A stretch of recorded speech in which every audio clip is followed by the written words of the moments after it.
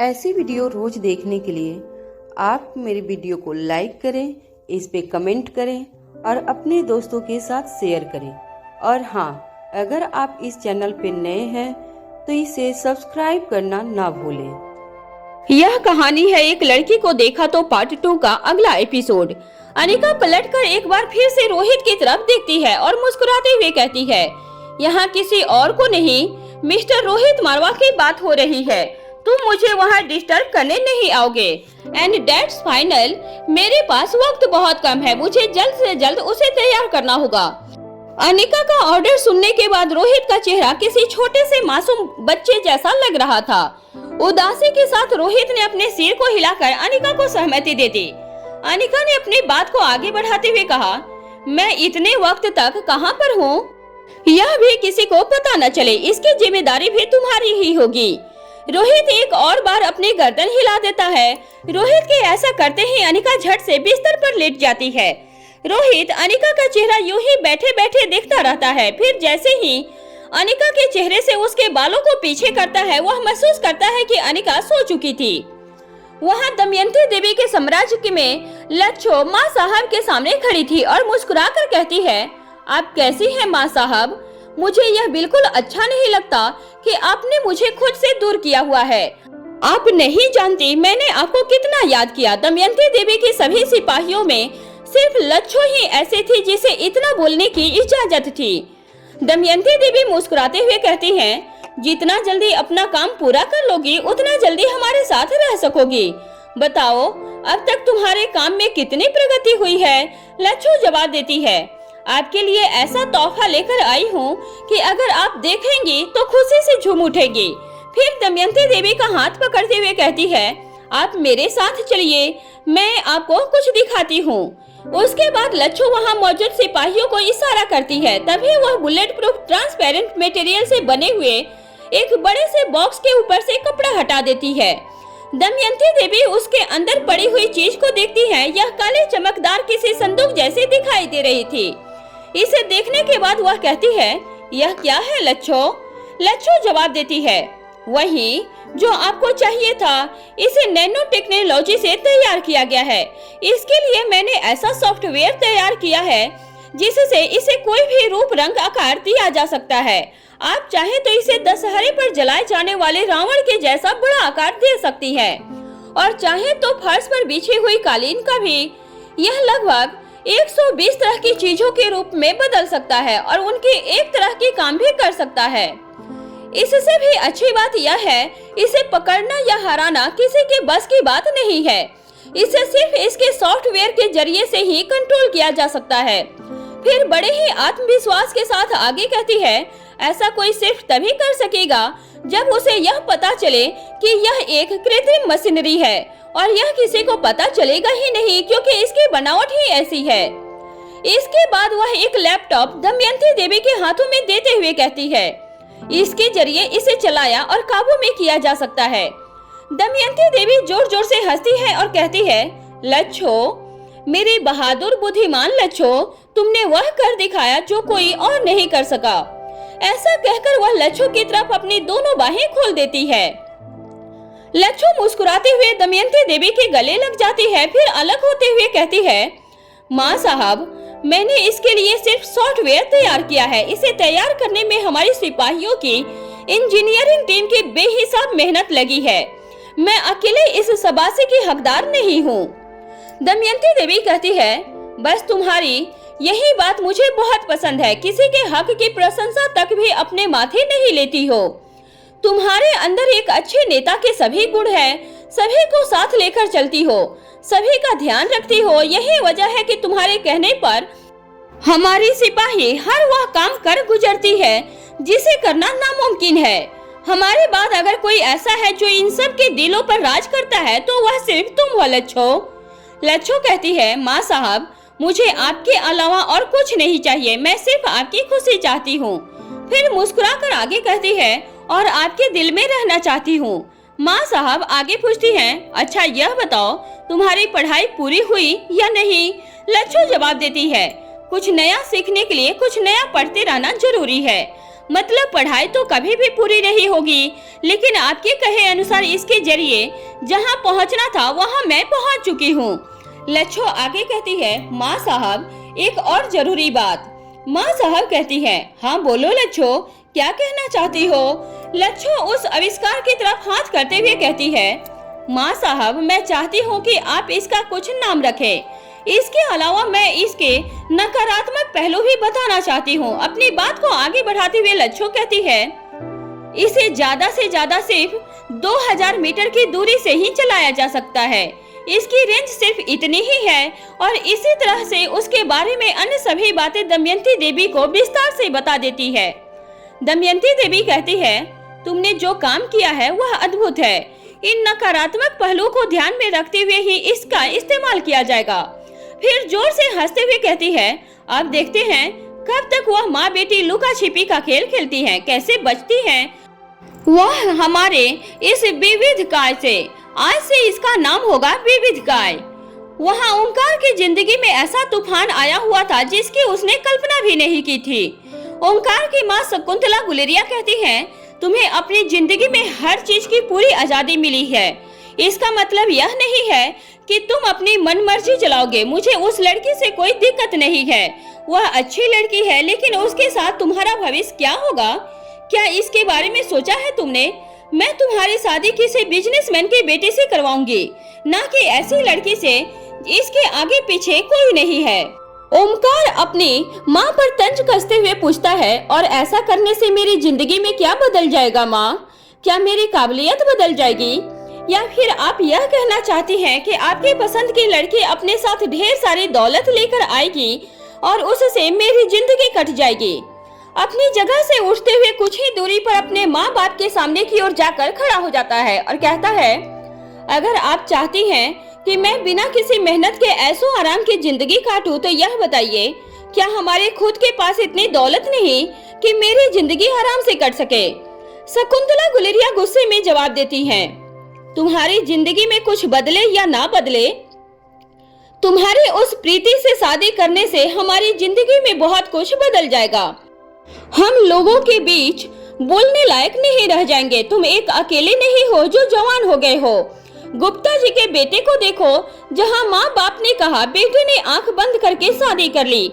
माँ बाप कभी अपने बच्चों का बुरा नहीं चाहते। लड़के वालों ने उसकी शादी में मिसेज गुप्ता को 3 करोड़ की डायमंड रिंग दी थी। यह तो उन्हें मिले हुए गिफ्ट का सिर्फ एक एग्जाम्पल है, उन्हें ऐसी अनगिनत चीजें मिली है।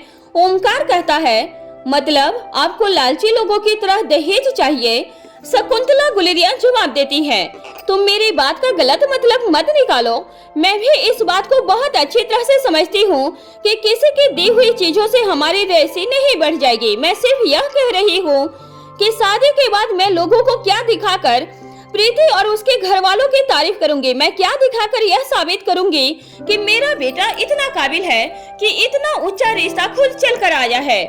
ओमकार कहता है, आपके बेटे से ज्यादा काबिल है वह लड़की प्रीति। आपको यह जानकर खुशी होनी चाहिए। लोगों को बताने के लिए बस यही बात काफी है, लेकिन नहीं, आपको सिर्फ 1 से 2 महीने किए जाने वाली शो ऑफ से मिलने वाली खुशी की फिक्र है। आपकी इस छोटी सी और झूठी खुशी की वजह से आपका बेटा पूरी जिंदगी अपने प्यार के लिए तड़पता रहेगा, हर पल घुट घुट कर मरता रहेगा। आपको उसका बिल्कुल भी ख्याल नहीं। क्या मैं यह समझ लूं कि मेरी माँ बहुत मतलबी है और मुझे बेचना चाहती है? उसे सिर्फ अपनी खुशियों की परवाह है, मुझसे कोई मतलब नहीं है। तभी ओंकार के पिता श्रवण गुलेरिया गुस्से से हाथ उठाते हुए ओंकार की तरफ बढ़ते हैं। इससे पहले कि ओंकार के गाल पर तमाचा पड़ता, शकुंतला श्रवण और ओंकार के बीच में आकर श्रवण को रोक लेती है। श्रवण गुलेरिया चिल्लाते हुए कहता है, क्या तुम्हें अपनी माँ से बात करने की तमीज भी नहीं रही? उस 2 कौड़ी की लड़की के साथ रह रहकर तुम इतने बदतमीज हो गए हो कि अपने खानदान के संस्कार तक भूल गए हो। अरे जो लड़की शादी से पहले ही माँ बाप और बेटे के बीच इतनी बड़ी खाई खोद सकती है, वह शादी के बाद क्या क्या करेगी? ओंकार पलटकर जवाब देता है, आपको जो कहना है मुझे कहो, मैं प्रीति के बारे में एक अपशब्द नहीं सुनूंगा। अगर आप यह सुनना चाहते हैं कि मेरे लिए वह आपसे ज्यादा इम्पोर्टेंट है तो हाँ, आप यही सुनिए, मैं उसके बिना नहीं रह सकता। मुझे नहीं चाहिए आपका यह घर, आपकी यह दौलत, आपकी यह शोहरत, लेकिन मुझे प्रीति का साथ हर हाल में चाहिए, चाहे उसके लिए मुझे आपका दिया हुआ नाम गुलेरिया ही क्यों न छोड़ना पड़े। श्रवण गुलेरिया शकुंतला की तरफ देखते हुए और ओंकार की तरफ हाथ करते हुए कहता है, सुना तुमने शकुंतला, यह हमें छोड़ने की बात कर रहा है। क्या इसी दिन के लिए इसे हमने पैदा किया था? क्या यही दिन देखने के लिए इसे इतना बड़ा किया था? इसके बाद श्रवण गुलेरिया का चेहरा देसी लाल मिर्च के जैसा गहरा लाल दिखाई देने लगता है। वह अपने सीने पर हाथ रख लेता है और उसके कदम डगमगाने लगते हैं, सिर घूमने लगता है।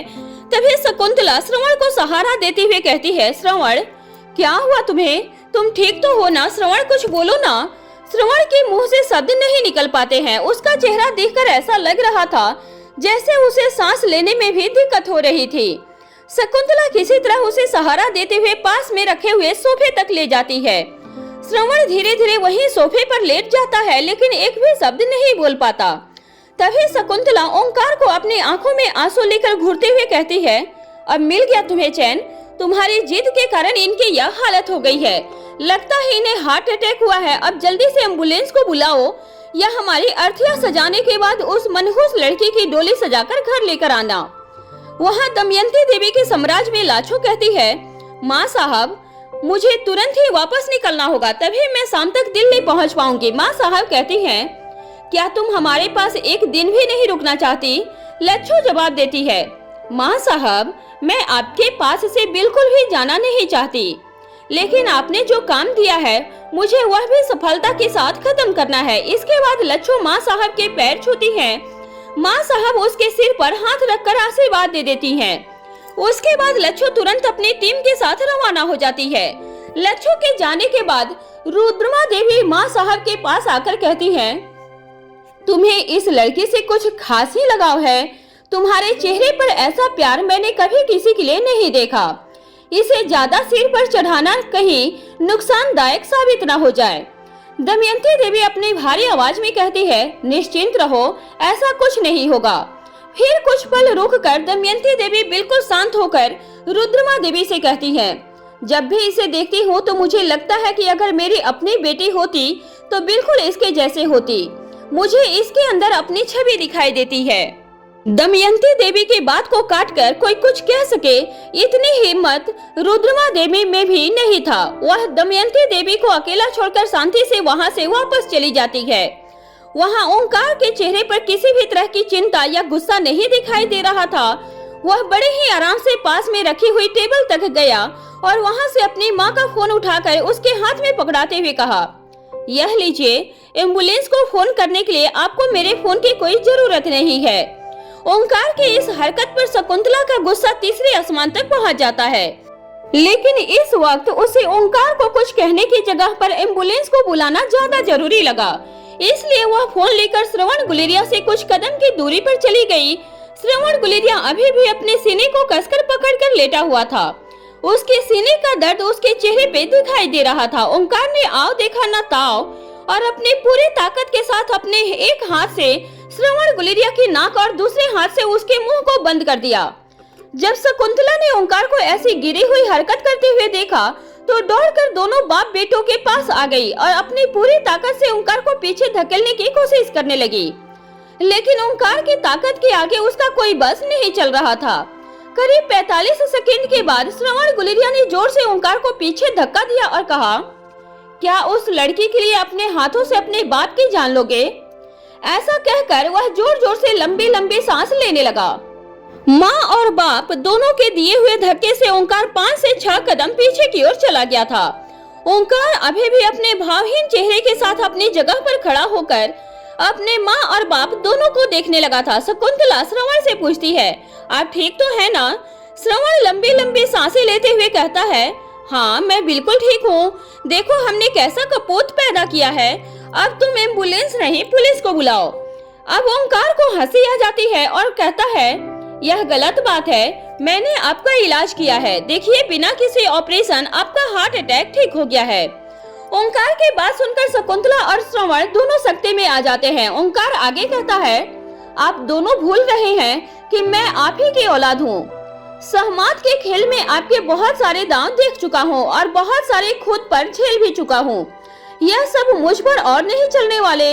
फिर उन दोनों को झिझकते हुए कहता है, बंद करो यह हार्ट अटैक का नाटक, इससे मुझ पर कोई असर नहीं होने वाला। अपनी यह नौटंकियां किसी और के लिए बचा कर रखो। ओमकार की इस बात पर दोनों पति पत्नी एक दूसरे की शक्लें देखने लगते हैं। उन दोनों का भांडा फूट चुका था। ओमकार आगे कहता है, आप दोनों की साझेदारी से भली भांति परिचित हूँ। मुझे अच्छी तरह पता है कि आप दोनों के बीच इतना अच्छा तालमेल है कि इस तरह की छोटी मोटी नौटंकी के लिए आप लोगों को पहले से एक दूसरे के साथ डिस्कस भी नहीं करना पड़ता। आप इस तरह के छोटे मोटे लाइव नाटक कभी भी और कहीं भी खेल सकते हैं। तभी शकुंतला बात को संभालने की कोशिश करते हुए कहती है, बेटा तुम हमें गलत समझ रहे हो। हम दोनों तुमसे बहुत प्यार करते हैं और सिर्फ तुम्हारा अच्छा चाहते हैं। हम चाहते हैं कि तुम जीवन भर खुश रहो। वह लड़की तुम्हारे लिए ठीक नहीं है। ओमकार कहता है, चलो ठीक है, आज आपके यह गलत फहमी भी दूर कर देते हैं। बताओ आपके बेटे का फेवरेट कलर कौन सा है? मुझे खाने में सबसे ज्यादा क्या पसंद है? मुझे कौन सी कोल्ड ड्रिंक पसंद है? मेरा फेवरेट गेम या फिर मेरा फेवरेट एक्टर या मेरी फेवरेट शूज ब्रांड, ऐसा कुछ भी हो जो आपको पता हो मेरे बारे में, आप बता सकते हैं। ओमकार की बात सुनकर दोनों पति पत्नी के चेहरे का रंग फीका पड़ जाता है। तभी ओमकार आगे कहता है, क्या हुआ? मेरे सवाल थोड़े मुश्किल हो गए? चलिए आपके लिए आसान कर देता हूँ। आपको मेरी पसंद से जुड़ी हुई कोई भी 3 चीजें ठीक ठीक बतानी है और मैं मान लूंगा कि आप ही मेरे सगे माँ बाप हो। ओमकार की बात सुनकर शकुंतला और श्रवण की आंखें फटी की फटी रह जाती है। उन्होंने ख्वाब में भी नहीं सोचा था कि जिसे वह नाटक के खेल में फंसाने की कोशिश कर रहे थे, उसके सवालों के खेल में खुद ही इस तरह उलझ जाएंगे। ओमकार अपनी जगह पर खड़ा रहता है। करीब 2 से 3 मिनट की खामोशी के बाद वह कहता है, लगता है आप लोगों ने हार मान ली है। चलो आप लोगों के लिए अभी कुछ और भी देखना और समझना बाकी है। श्रवण और शकुंतला गुलेरिया हाउस से दूर अपने एक बंगले में रहते थे। आज वह दोनों सुबह सुबह गुलेरिया हाउस सिर्फ ओमकार से बात करने के लिए आए हुए थे। प्रेम कहानियों को कितना भी छुपा कर रखा जाए, उनकी खुशबू से आसपास का सारा माहौल महक जाता है। बस इसी खुशबू को सूंघते हुए खुद श्रवण और शकुंतला ओमकार के पास पहुंच गए थे, जबकि ओमकार अभी यह सोच ही रहा था कि अपने माँ बाप से इस बारे में कैसे बात करे कि वह दोनों मान जाएं। लेकिन उन दोनों ने ओमकार का काम खुद ही आसान कर दिया था। अपनी बात को पूरा करने के बाद ओमकार अपने रूम से बाहर निकल जाता है और ग्राउंड फ्लोर पर जाने के लिए लिफ्ट के पास आकर खड़ा होकर उन दोनों के आने का वेट करने लगता है। कुछ देर के बाद श्रवण और शकुंतला भी उसके पीछे पीछे आ जाते हैं। फिर तीनों साथ में डाइनिंग टेबल के पास पहुंच जाते हैं, जहां पर करण गुलेरिया अपना ब्रेकफास्ट कर रहे थे। ओमकार बोलता है, गुड मॉर्निंग चाचा जी। करण ओमकार की तरफ देखते हुए कहते हैं, good morning young man. Omkar कहता है, क्या आप ऑफिस जा रहे हैं? करण गुलेरिया सिर्फ हाँ में अपना जवाब देते हैं। करण ने श्रवण और शकुंतला को वहाँ देखकर कहा, कैसे हो तुम दोनों? आओ बैठो, ब्रेकफास्ट कर लो। उनके उतरे हुए चेहरे देखकर करण यह समझ गए थे कि कुछ न कुछ माजरा जरूर है। इससे पहले कि वह कुछ पूछते, ओमकार कहता है, चाचा जी क्या आप मेरी कोई भी 3 फेवरेट चीजें बता सकते हैं? ओमकार और करण के बीच बातचीत बहुत कम होती थी, लेकिन फिर भी करण गुलेरिया की खासियत थी कि वह अपने साथ रहने वाले सभी लोगों के बारे में ज्यादातर चीजें जानते थे। करण ने ओमकार की तरफ देखते हुए कहा, आज अचानक अपने चाचा जी से इस तरह का सवाल क्यों किया तुमने? क्या अपने माता पिता के साथ मेरी कोई प्रतियोगिता रखी है? अगर रखी है तो मैं उनसे जीतना नहीं चाहता हूँ। ओमकार कहता है, नहीं चाचा जी, ऐसी कोई बात नहीं है। बस मैं जानना चाहता हूँ कि आप मुझे कितना जानते हैं। अगर आप सही सही बताएंगे तो मुझे बहुत अच्छा लगेगा। करण मुस्कुराकर कहते हैं, अगर तुम्हें इससे खुशी मिलती है तो ठीक है। तुम्हें कपड़ों के मामले में सबसे ज्यादा सफेद रंग पसंद है। तुम्हारी फेवरेट डिश पनीर है, जिसमें तीखा और मीठा दोनों होना चाहिए। तुम्हें आउटडोर गेम के मुकाबले इंडोर गेम ज्यादा अच्छी लगती है। तुम्हें गेम्स में ऑनलाइन लाइव गेम्स खेलने का बहुत ज्यादा शौक है। तभी ओमकार कहता है, क्या आप मेरे फेवरेट एक्टर बता सकते हैं? करण गुलेरिया जवाब देते हैं, जितना मैं तुम्हें जानता हूँ तुम्हें एक्टर नहीं डॉक्टर पसंद है। कि इस डॉक्टर ने कौन सा अवार्ड जीता, तुम्हारी रुचि इसमें ज्यादा है, बजाय यह बताने के कि किस फिल्म फेस्टिवल का अवार्ड किस एक्टर को मिला। तभी करण गुलेरिया अपनी जगह से खड़े हो जाते हैं और कहते हैं अब मुझे ऑफिस के लिए निकलना है। तभी ओंकार कहता है चाचा जी एक लास्ट बात। यह सुनकर करण वहीं रुक जाते हैं और कहते हैं बोलो ओंकार, क्या बात है। ओंकार कहता है मुझे डॉक्टर से याद आया, अनिका दीदी की मुंह बोली बहन प्रीति भी एक डॉक्टर है, वह कैसी लड़की है। ओंकार की बात सुनकर करण के चेहरे पर मुस्कुराहट आ जाती है और वह कहता है लगता है हमारा लड़का बड़ा हो गया है, अब तुम्हारे लिए मेरी राय इम्पोर्टेंट है तो मैं तुम्हें बता दूं, मुझे प्रीति बहुत पसंद है। वह बहुत अच्छी बच्ची है, काबिल है, संस्कारी भी है, जिसका भी हाथ पकड़ेगी वह जिंदगी भर खुश रहेगा। लेकिन इससे पहले तुम अपनी जिंदगी का कोई जरूरी फैसला लो। सबसे पहले फाइनेंशियली सेटल हो जाओ और अगर उसमें किसी तरह की दिक्कत आ रही है तो जो भी मदद चाहिए मुझसे कहो या फिर अपना ऑफिस ज्वाइन कर लो। इतना कहने के बाद करण गुलेरिया वहाँ से चले जाते हैं। ओंकार पलटकर अपने माँ बाप की तरफ देखता है और कहता है मुझे प्रीति से शादी करने के लिए आप लोगों की इजाजत की जरूरत नहीं है। मैं आपको बता रहा हूँ कि मैं प्रीति से ही शादी करने वाला हूँ। आपके प्यार का साया इतना ही गहरा होता तो आप लोगों को छोड़कर मैं यहाँ करण अंकल के साथ गुलेरिया हाउस में नहीं रह रहा होता। अब आप लोग जा सकते हैं।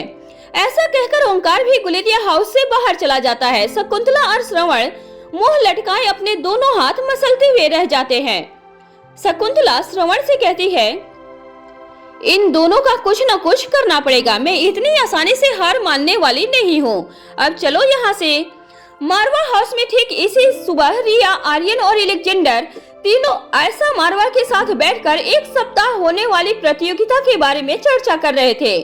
तभी आयशा मारवा कहती है मेरे पास एक आइडिया है। तभी आर्यन कहता है कैसा आइडिया दादी माँ। आयशा मारवा कहती है क्यों ना हम सब मिलकर इसे एक यादगार प्रतियोगिता बनाएं जिसमें सभी खूब मस्ती भी कर सकें। आर्यन कहता है यह बहुत अच्छा रहेगा। वैसे भी रिया और यश के बीच एक कंपटीशन के बाद दूसरे कंपटीशन के बीच में हमें इन्हें कुछ वक्त आराम का मौका देना होगा और इसे खाली वक्त में हम एक दूसरे को कंपटीशन में रख सकते हैं। एलेक्जेंडर कहता है दादी माँ मेरे पास इस कंपटीशन के लिए कुछ खास प्लान है, लेकिन आप मुझे 2 दिन का टाइम दीजिए।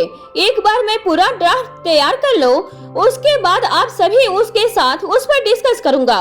तब तक आप सबके पास जो भी सुझाव है उसके हिसाब से अपना अपना ड्राफ्ट तैयार कर लीजिए। फिर हम बैठकर उस पर बातचीत करेंगे, एक दूसरे के सुझाव के हिसाब से उसमें जो कुछ भी बदलाव करना होगा वह भी कर लेंगे। तभी रिया कहती है उसके बाद हम सभी को डेट और टाइम के हिसाब से इनवाइट कर लेंगे। It will be a great fun। किस किस को इनवाइट करना है इसकी लिस्ट मैं बनाऊंगी। आयशा मारवा कहती है हम इस पर 2 दिन के बाद अपने अपने ड्राफ्ट के साथ बात करेंगे।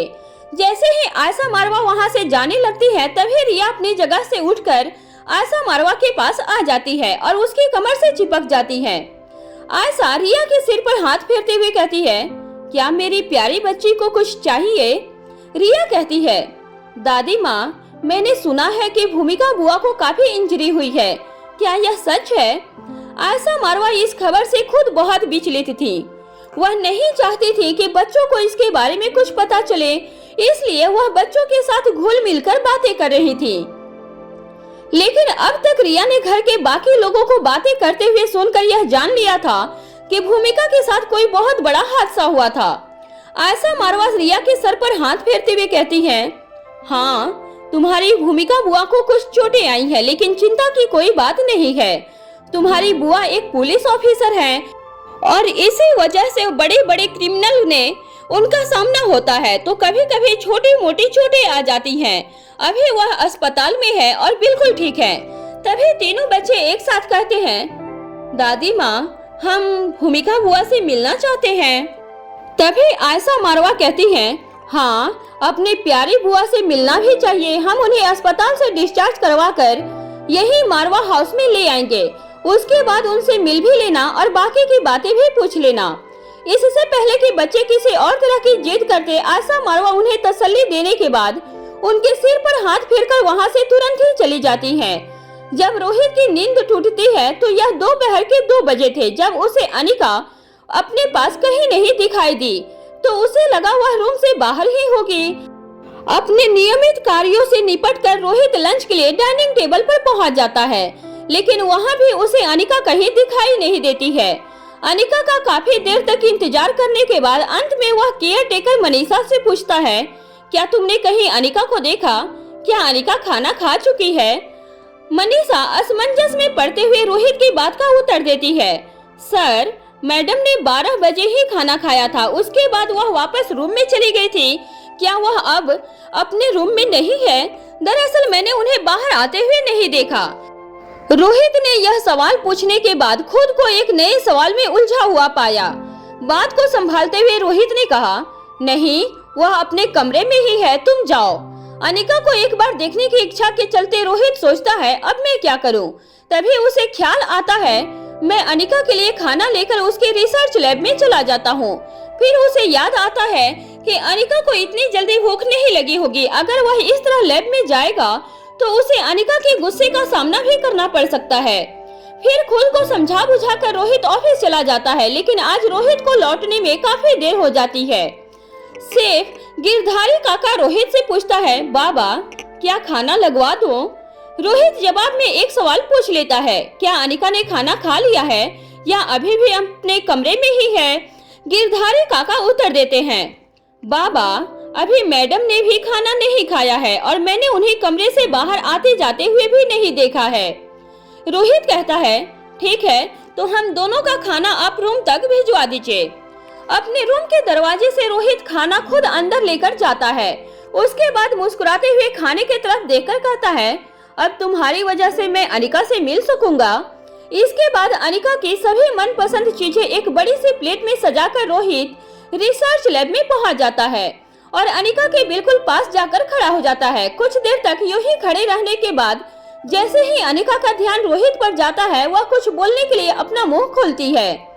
रोहित अनिका के मुंह से कोई शब्द निकलने से पहले ही उसमें निवाला रख देता है। अनिका फिर कुछ बोलने की कोशिश करती है। रोहित फिर से एक टुकड़ा अनिका के मुंह में रख देता है। इसी तरह से अनिका कुछ बोल नहीं पाती और रोहित उसे सारा खाना खिला देता है। लास्ट बाइट अनिका के मुंह में रखने के बाद उसके खत्म होने से पहले ही वह खुशी खुशी वहां से वापस अपने रूम में आ जाता है। अनिका रोहित की इस हरकत पर हैरान होकर उसे देखती रह जाती है और फिर अपने सिर पर अपना एक हाथ मारने के बाद दोबारा अपने काम में लग जाती है। रोहित अनिका को उसके काम में किसी तरह डिस्टर्ब नहीं करना चाहता था, लेकिन वह अपने दिल के हाथों इतना मजबूर था कि बिना अनिका को देखे उसका किसी काम में मन नहीं लगता था। अंत में अगली दोपहर वह अपनी इस हरकत को फिर से दोहराता है। अनिका को फिर कुछ कहने का मौका नहीं मिलता और रोहित उसे खाना खिलाकर वापस लौट आता है। यही घटना रात को फिर एक बार दोहराई जाती है। इस वक्त अनिका की आंखें एकदम लाल हो चुकी थी। रोहित अनिका से कहना चाहता था कि कुछ देर सो जाओ अनिका, लेकिन वह अच्छी तरह जानता था कि अनिका को कई दिन लगातार जागकर अपने काम को अंजाम देने की आदत है। जब तक वह अपना काम पूरा नहीं कर लेगी वह सोएगी भी नहीं। लेकिन रोहित को अंदर ही अंदर अनिका की चिंता भी हो रही थी। इसलिए रोहित ने मन ही मन तय किया कि अगर आज रात अनिका नहीं सोई तो कल सुबह वह उसे आराम करने के लिए जरूर कहेगा। अगली सुबह जब रोहित अनिका से मिलने के लिए अपने हाथों में खाने की प्लेट सजाकर बाथरूम के सीक्रेट दरवाजे को अनलॉक करने की कोशिश करता है तो वह रोहित को एक्सेस नहीं देता। रोहित ने कई बार कोशिश की लेकिन दरवाजा नहीं खुला। अंत में परेशान होकर वह वापस अपने कमरे में आ जाता है और उसके बाद कुछ सोचकर एनी को कॉल लगाता है। इस वक्त एनी अनिका के पास खड़े होकर उसे असिस्ट कर रही थी। जैसे ही एनी के पास रोहित मारवा की कॉल आती है वह अनिका से अपनी रोबोटिक आवाज में कहती है, I am sorry Anika madam, मुझे यह कॉल उठानी होगी। ऐसा कहकर वह अनिका से कुछ कदम दूर चली जाती है ताकि अनिका को उसकी आवाज से अपने काम करने में कोई समस्या न हो।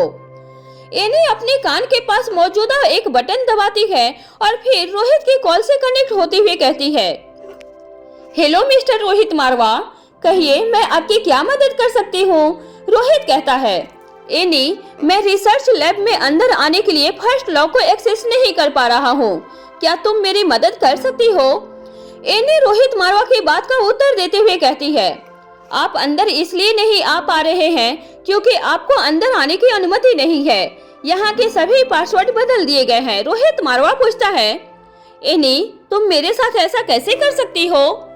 एनी जवाब देती है, अनिका मैडम के कहने पर मैं ऐसा कर सकती हूँ। रोहित मारवा कहता है, please Annie let me come inside, please please please please मुझे अंदर आने दो ना एनी। एनी कहती है, I am so sorry mister Rohit Marwa. Rohit प्यार से कहता है, देखो एनी हम अच्छे दोस्त हैं, अपने दोस्त को अंदर आने में मदद करना तुम्हारा फर्ज है। अनिका का ध्यान रखना मेरी रिस्पॉन्सिबिलिटी है। अनिका के लिए खाना खाना बहुत जरूरी है, मैं उसे खाना खिलाकर तुरंत लौट आऊंगा। अगर तुम कहोगी तो मैं वह खाना तुम्हें दे दूंगा, तुम अनिका को खिला देना, मैं वापस आ जाऊंगा। एनी कहती है, oh my dear friend Rohit, मैं अनिका मैडम का ध्यान रख सकती हूँ, उन्हें तुम्हारे खाने की कोई जरूरत नहीं है। अनिका मैडम को खाना नहीं एनर्जी चाहिए, उसके लिए मेरे पास प्रोटीन, विटामिन और बाकी सभी जरूरी टेबलेट्स और इंजेक्शन भी है, मैं मैडम को उनकी जरूरत के हिसाब से दे दूंगी। रोहित गुस्से से एनी से कहता है, एनी अगर तुमने मेरी बात नहीं मानी तो मैं तुम्हें डिसमिस कर सकता हूँ। एनी कहती है, ओहो please mister Marwa go ahead, I don't care. फिर रोहित गड़गड़ाते हुए कहता है, तुम मेरे साथ ऐसा क्यों कर रही हो एनी? एनी कहती है, क्योंकि आपने ही कहा था तुम्हारे बॉस अनिका है, उसकी हर बात मानना है तुम्हें, मैं सिर्फ आपकी कही हुई बात मान रही हूँ। एनी की बात सुनने के बाद रोहित मारवा अपना फोन अपने सिर पर मार लेता है। एनी पूछती है, क्या कोई और सवाल है? क्या मैं आपकी कोई और मदद कर सकती हूँ? रोहित गुस्से से कहता है, नहीं नहीं थैंक यू। फिर अपना फोन रख देता है और उदास चेहरे के साथ बिस्तर पर लेट जाता है और छत की ओर देखने लगता है। वहाँ दमयंती देवी के किले में गुस्से के कारण दमयंती देवी की आंखें और भी बड़ी बड़ी दिखाई दे रही थी। क्रोध के कारण वह आंख लाल सामने वाले पर ऐसा असर छोड़ रही थी जैसे आंखों के देखने भर से ही उसका कत्ल हो जाएगा। हालांकि बाबूराव सिर्फ खबर देने के लिए दमयंती देवी के सामने खड़ा था, लेकिन डर के कारण उसका हलक सूख रहा था। दमयंती देवी अपने दोनों हाथों की मुठियां कसकर अपनी दोनों बाहों को नीचे की ओर खोलकर आसमान की तरफ देखते हुए बाबूराव की ओर पीठ करके जोर जोर से चिल्लाती है, नहीं नहीं नहीं।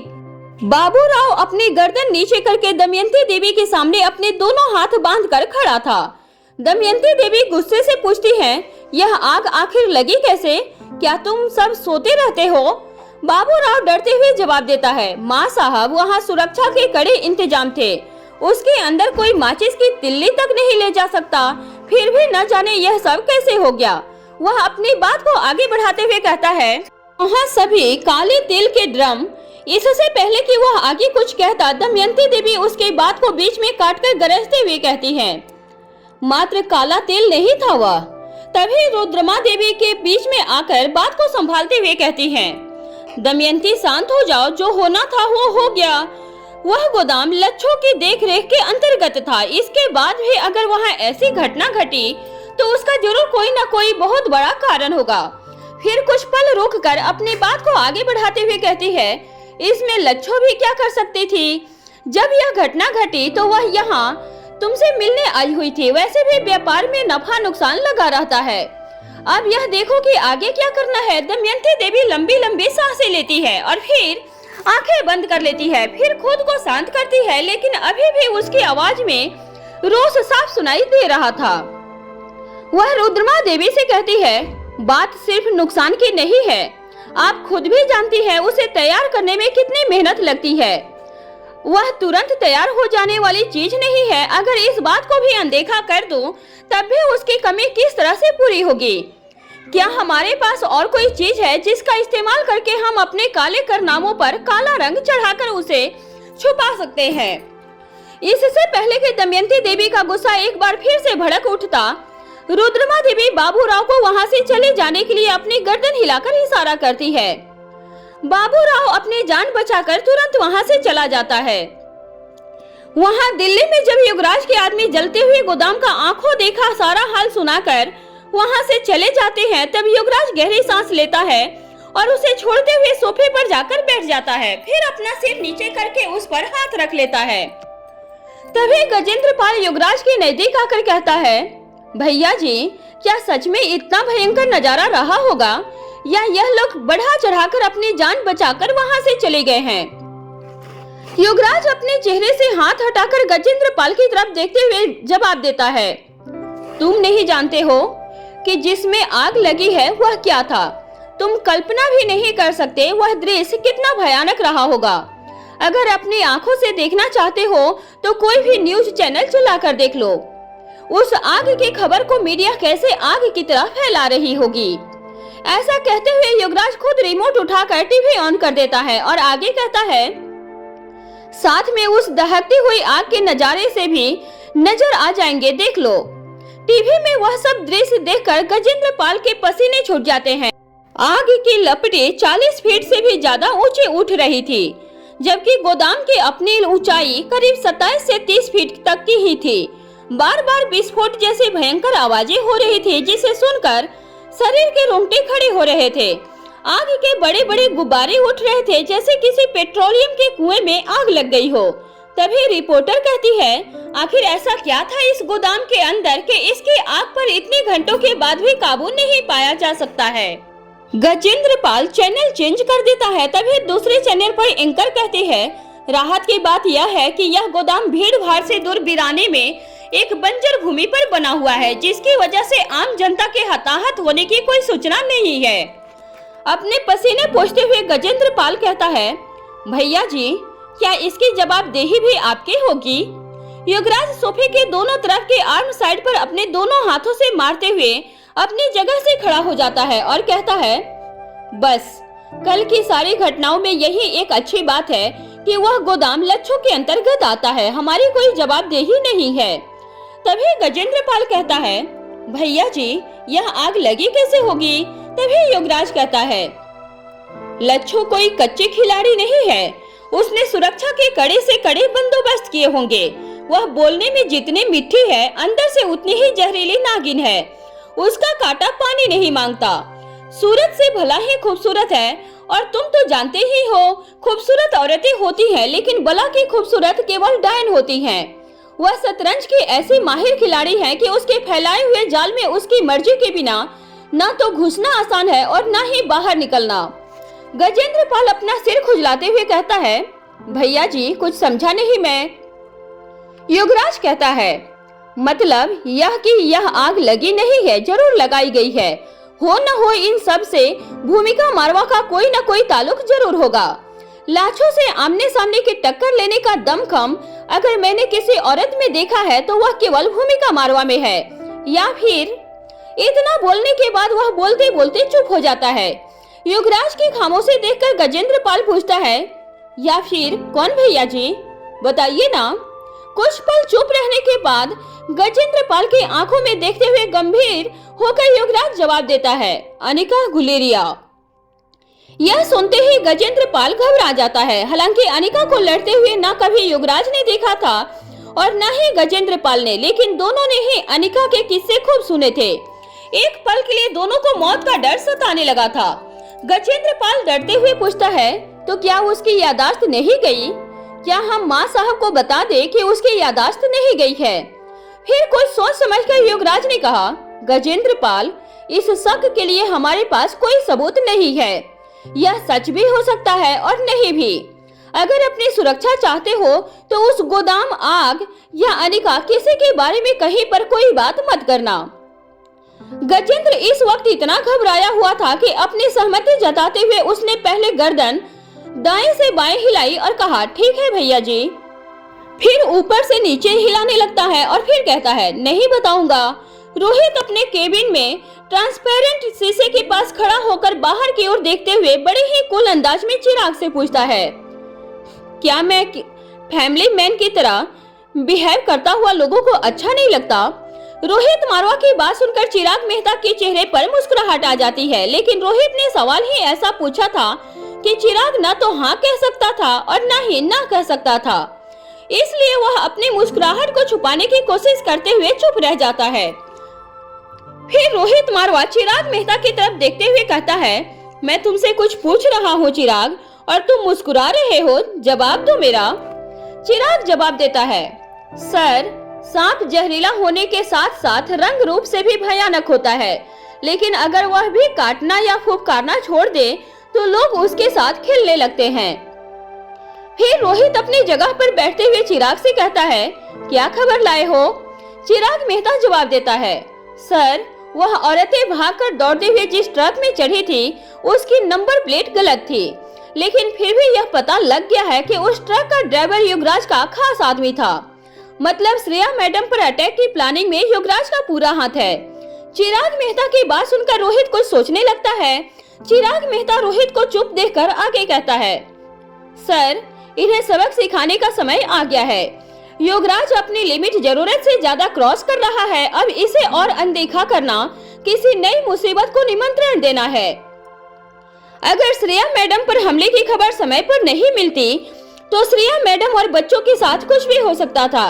अब्दुल और हमारे बाकी आदमियों की हालत ऐसी थी कि उनके साथ कुछ भी हो सकता था, उनकी जान भी जा सकती थी। अगर वह आज जिंदा है तो सिर्फ और सिर्फ मैडम की प्लानिंग की वजह से, वरना उनमें से हमारा एक भी आदमी जिंदा नहीं होता। रोहित आगे पूछता है, और भूमिका के किडनैपर्स के बारे में क्या कुछ पता चला?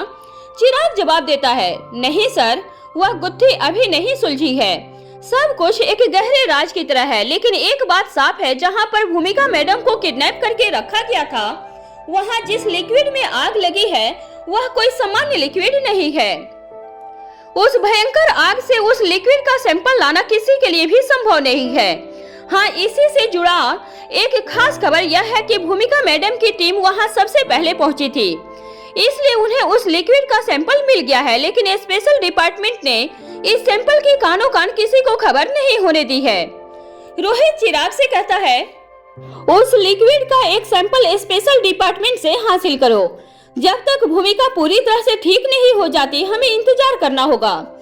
चिराग मेहता किसी गहरी सोच में खो जाता है। तभी रोहित उसे टोकते हुए कहता है, क्या हुआ चिराग, क्या कुछ कहना चाहते हो? चिराग कहता है, सर, इस तरह किसी न किसी की जान को खतरा हमेशा बना ही रहेगा। आप उन्हें जड़ से खत्म क्यों नहीं कर देते? रोहित जवाब देता है, चिराग, अभी भी दुश्मन के बारे में बहुत कुछ जानना बाकी है। अनिका के दिमाग में कोई तो प्लानिंग चल रही है। अगर दुश्मन को ठिकाने लगाने से पहले पल भर भी ना सोचने वाली इतना सोच समझकर चल रही है तो उसकी कोई बहुत बड़ी वजह जरूर होगी। हमें उसका साथ देना होगा, वही हमारे आदमियों के लिए बेहतर होगा। इसका एक नमूना तुम 2 दिन पहले ही देख चुके हो। इस बार तो तुमने भी उनके साथ 2 हाथ किए हैं। फिर रोहित मुस्कुराकर कहता है, कैसा रहा तुम्हारा एक्सपीरियंस? रोहित का सवाल सुनकर चिराग मेहता जवाब में कुछ नहीं बोल पाता, क्योंकि अपने आदमियों के साथ वह हद तक चिराग ने अपनी आंखों से होते हुए देखा था। रोहित आगे कहता है, सब्र रखो, दुश्मन को उसके हश्र तक जरूर पहुंचाया जाएगा। फिलहाल जाकर अब्दुल की ऐसी हालत करने वालों को ऐसा तोहफा भेजो कि आगे से ऐसी हिमाकत करने के बारे में सोचने से भी डरे। रोहित कुछ रुक कर चिराग से आगे कहता है, और तुम अपना काम अच्छी तरह जानते हो, वह मुझे समझाने की जरूरत नहीं है। हाँ, उस तोहफे को अलविदा कहने से पहले मेरा यह मैसेज जरूर दे देना। इसके बाद रोहित अपना मैसेज चिराग को दे देता है। चिराग मेहता जवाब देता है, जी सर, हो जाएगा। बिसाम्भर नागर का ऑफिस भीड़ भाड़ से दूर कम बसावट वाले इलाके में था। रात के 12 बजे बिसाम्भर नागर अपने ऑफिस में शराब पीते हुए झल्लाते हुए कहता है, अरे यह लाइट को क्या हुआ? सुरेंद्र जाकर देखो। तभी कुछ मिनट के बाद एक सिक्योरिटी गार्ड अपने फोन की टॉर्च जलाकर उसकी रोशनी में बिसाम्भर नागर को देखते हुए आकर कहता है, सर, पूरे एरिया की लाइट गुल है। मैंने अभी जाकर चेक किया है, न जाने इन्वर्टर को क्या हो गया है, वह भी नहीं चल रहा है। तभी बिसाम्भर नागर का आईटी रूम में बैठा हुआ सिक्योरिटी गार्ड आकर कहता है, बिसाम्भर सर, पता नहीं क्या हो गया है, एक भी कैमरा काम नहीं कर रहा है। इस वक्त बिसाम्भर के साथ ऑफिस में मौजूद सभी आदमी उसके काले धंधों में साथ देने वाले छटे हुए बदमाश थे। इतने में सिक्योरिटी गार्ड के पीछे से आवाज आती है, क्या हुआ, सिर्फ अंधेरे से डर गए? तभी सभी अपनी अपनी फोन की टॉर्च जहां से आवाज आई थी उसी ओर कर देते हैं। अपने सामने का नजारा देखकर सभी दंग रह जाते हैं। उसके सामने 20 आदमी खड़े थे और सभी के चेहरे पे नकाब चढ़ा हुआ था।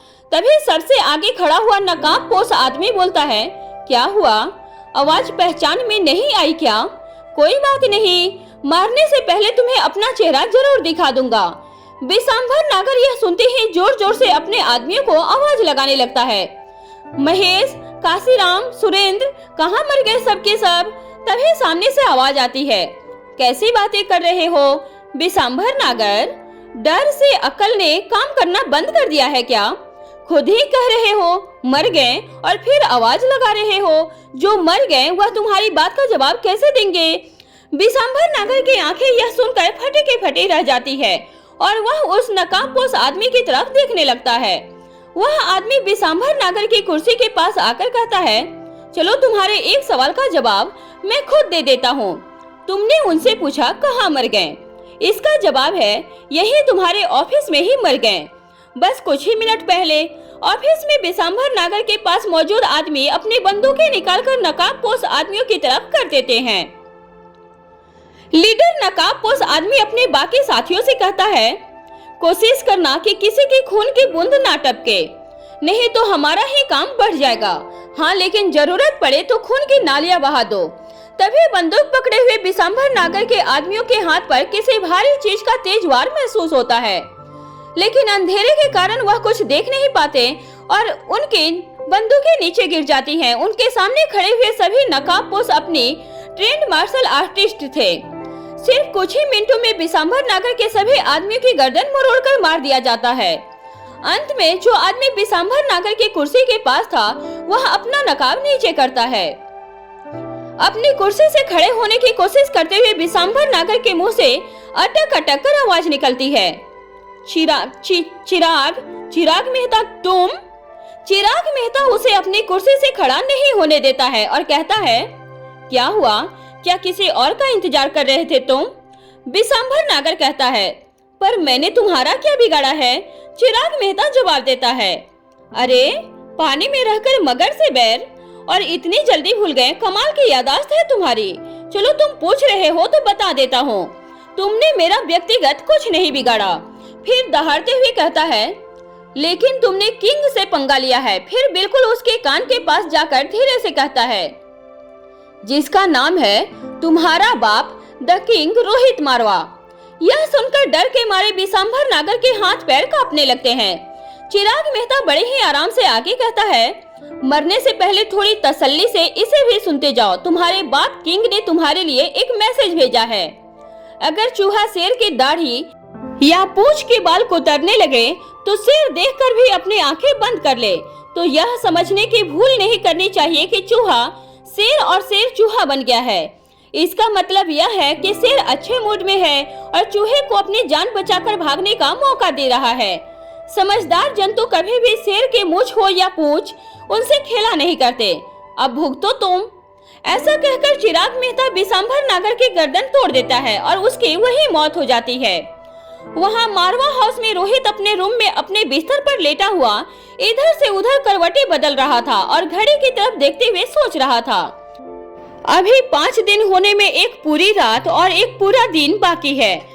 कब अनिका का एक्सपेरिमेंट पूरा होगा और कब मैं उसका चेहरा देख पाऊंगा।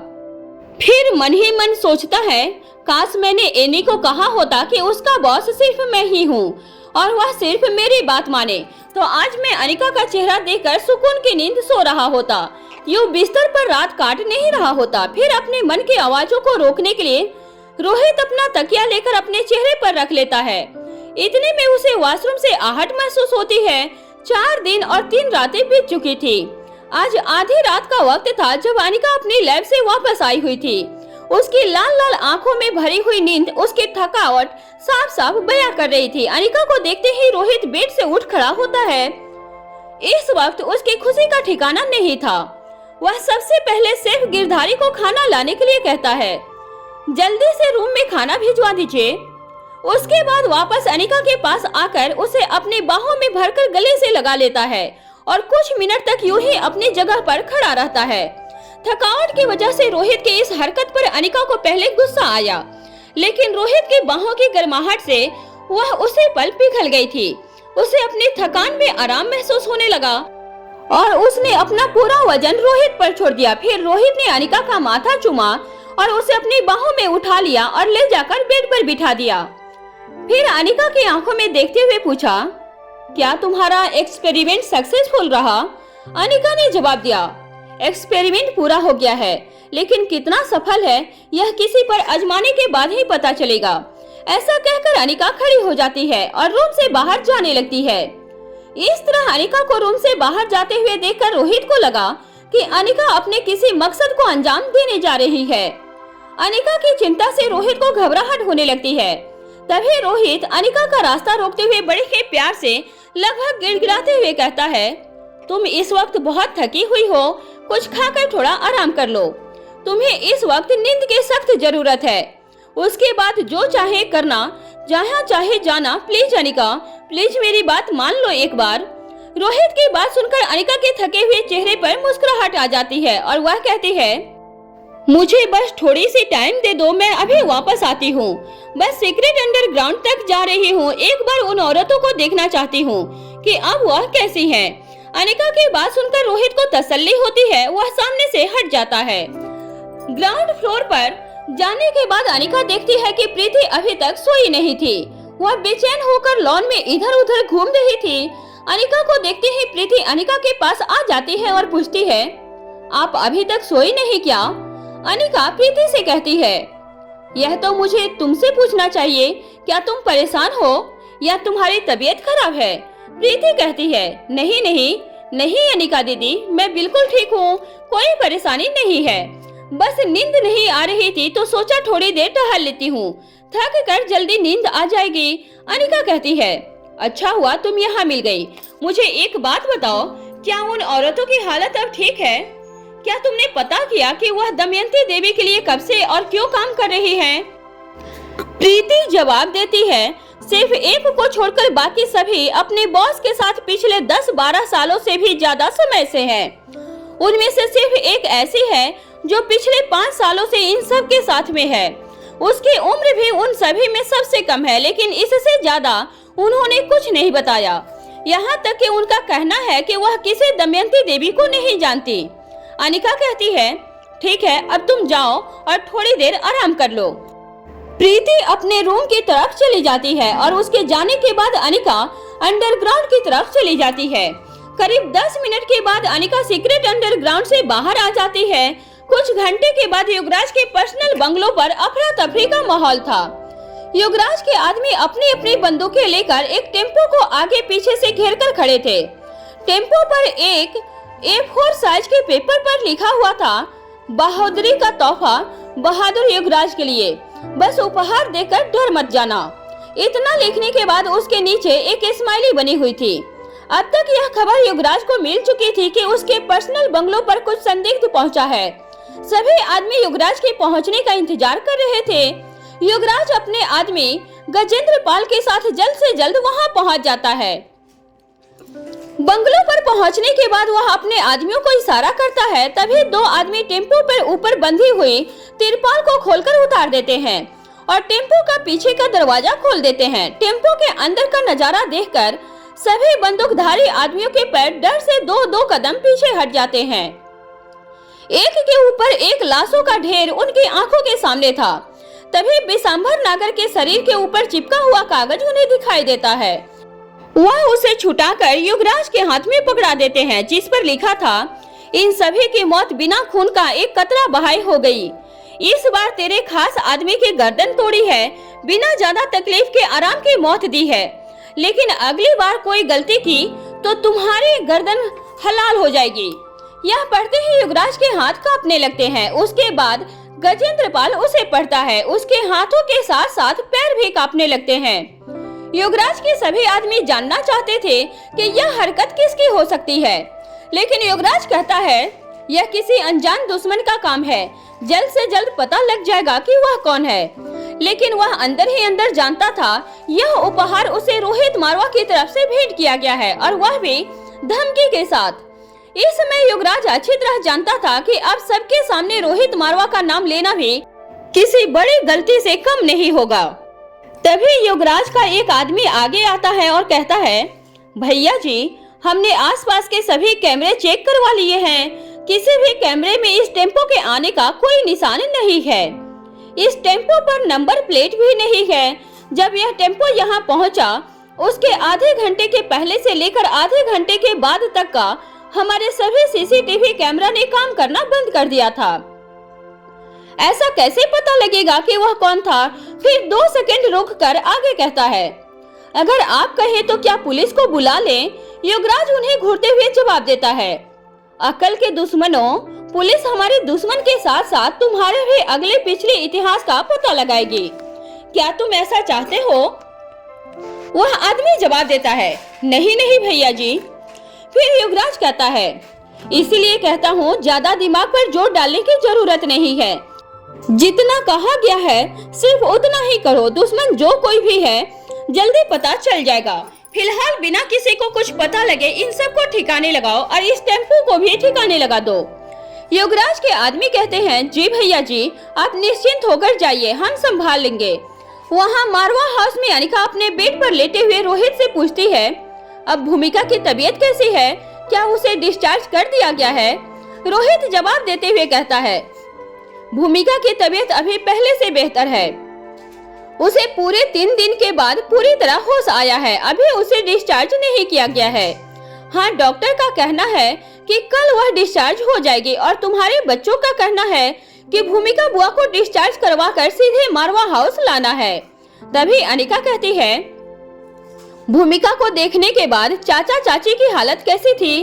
वह दोनों बहुत दुखी होंगे ना?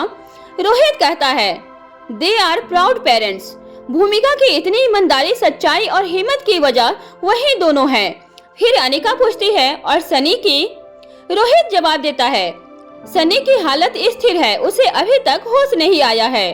अनिका अपना सिर रोहित के बाजू पर रखती है और फिर अपना एक हाथ रोहित के सीने पर रखते हुए अपनी आंखें बंद कर लेती है और कहती है, सुबह उठते ही हम हॉस्पिटल चलेंगे। रोहित अनिका की तरफ करवट लेते हुए अनिका को अपनी बाहों में ले लेता है और बड़ी सी मुस्कुराहट के साथ कहता है, ठीक है अनिका, कल चलेंगे।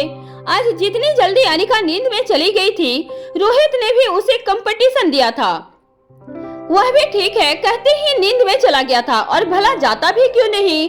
कई दिनों के बाद आज उसकी अनिका यानी कि उसका सुकून उसकी बाहों में थी। अस्पताल में भूमिका मारवा स्पेशल वार्ड में अपने बेड पर लेटी हुई थी। यह 5 स्टार होटल जैसा एक बड़ा रूम था जिसमें अंदर ही अंदर कई रूम थे। सुबह के वक्त जब भूमिका की नींद टूटती है तो वह देखती है कि कौटिल्य वहीं सोफे पर बैठा हुआ था। ठीक इसी वक्त एक नर्स अंदर आती है जिसकी उम्र करीब 45 वर्ष की रही होगी। वह इस तरह अस्पताल की पुरानी स्टाफ थी और इसी वजह से मारवा परिवार के ज्यादातर सभी सदस्यों को जानती भी थी।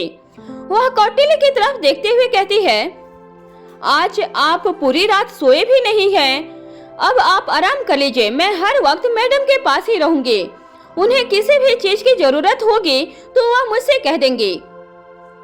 नर्स की बात सुनकर भूमिका हैरान रह जाती है और कौटिल्य की तरफ देखते हुए कहती है, अब मैं पूरी तरह से ठीक हूँ। तुम्हें इस तरह मेरे लिए रात्रि जागरण करने की कोई जरूरत नहीं है। अब जाओ, जाकर थोड़ा आराम कर लो। इस तरह मेरे ठीक होने से पहले ही तुम बीमार हो जाओगे और मैं अभी तुम्हारा केयर बदलने वाले केयर वाला बदला चुकाने की स्थिति में नहीं हूँ। मैं इस कर्ज को उतारने लायक हो सकूं, मुझे इतना मौका तो दे दो। भूमिका की बात पर कौटिल्य जवाब में सिर्फ एक मुस्कुराहट देता है, फिर अपनी जगह से खड़ा होकर बीच में लगे हुए पर्दे को खींचकर बंद कर देता है और वहीं सोफे पर जाकर सो जाता है। जब भूमिका के रूम के 2 भाग हो गए थे, एक पर्दे के इस तरफ जहां कौटिल्य सोफे पर लेटा हुआ था और दूसरा पर्दे के उस तरफ जहां भूमिका अपने बेड पर बैठी हुई थी। कौटिल्य की इस हरकत पर भूमिका गुस्से वाला चेहरा बनाकर धीरे से नर्स से कहती है, क्या इसका दिमाग खराब हो गया है? इससे कहो कि जाकर किसी रूम में सो जाए, इस तरह इसकी तबीयत खराब हो जाएगी। भूमिका की इस बात पर नर्स धीरे से मुस्कुराती हैं और भूमिका की ड्रेसिंग, दवाइयां आदि काम करना शुरू कर देती हैं। भूमिका अपनी भौवें चढ़ाते हुए नर्स से कहती है, इसमें मुस्कुराने की क्या बात है? नर्स जवाब देती है, अगर आप बुरा न माने तो मैं आपकी बात का जवाब दूंगी। भूमिका बड़े ही नखरे से कहती है, हाँ ठीक है, बोलो क्या कहना चाहती हो? नर्स कहती है, उन्हें आपकी कितनी चिंता है, उनकी हरकतों से पता चलता है। आप ऐसे दिखाती हैं जैसे आपको उनकी कोई परवाह नहीं है, लेकिन आपकी बातों में उनकी फिक्र साफ जाहिर होती है। दिल की आवाज को अनसुना करना खुद के साथ ही बेईमानी करना है। नर्स अपना काम करते हुए अपनी बात को आगे बढ़ाकर कहती है, बड़े लोगों की बड़ी बातें समझने की हैसियत नहीं है मेरी, लेकिन उम्र में आपसे बड़ी होने के नाते कह रही हूँ। रस्सी को सिर्फ उतना ही खींचना चाहिए जिससे कि वह टूटे नहीं। कुछ ही देर के बाद भूमिका का पुलिस फोर्स स्टाफ उससे मिलने के लिए वहां पहुंच जाता है। अर्जुन सिंह अपने बाकी सभी साथियों से कहता है, सबसे पहले मैं अंदर जाकर देख लूं कि ऑफिसर भूमिका इस वक्त सभी से मिलने की स्थिति में है या नहीं है। अगर उनकी हालत ठीक होगी तो फिर हम सभी एक साथ अंदर चलेंगे, नहीं तो बारी बारी सभी जोड़े से अंदर जाएंगे और भूमिका मैडम को मिलकर फिर वापस आ जाएंगे।